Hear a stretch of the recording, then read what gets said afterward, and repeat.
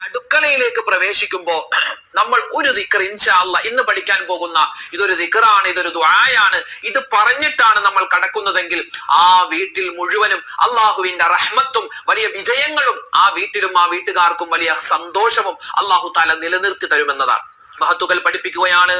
എന്താണ് ഒരു സ്ത്രീ അവൾ അടുക്കളയിലേക്ക് കടക്കുമ്പോ, അല്ലെങ്കിൽ ഒരു പുരുഷൻ, അത് ആരാവട്ടെ, സ്ത്രീ ആവട്ടെ പുരുഷനാവട്ടെ, അവരുടെ വീട്ടിലേക്ക് കടക്കുമ്പോ വലത് കാലുകൊണ്ട് കയറണേ.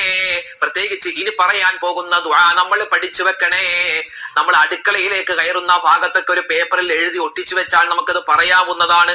കാരണം അടുക്കളയിലെ ബറക്കത്താണ് ആ വീടിന്റെ ബറക്കത്ത്. അടുക്കളയിൽ നിന്നാണ് നമ്മൾ ഭക്ഷണം ഉണ്ടാക്കുന്നത്. ആ ഭക്ഷണത്തിൽ ബറക്കത്തുണ്ടാകുമ്പോ വീട് സ്വർഗ്ഗതുല്യമായി മാറും. ഇൻഷാ അല്ലാഹ് ഏതാണ് ആ ദിക്ർ, ഏതാണ് ആ ദുആ? കേട്ടോ, ഇങ്ങനെയാണ്: ബിസ്മില്ലാഹി വലജ്നാ ബിസ്മില്ലാഹി ഖറജ്നാ വഅലാ റബ്ബിനാ തവക്കൽനാ.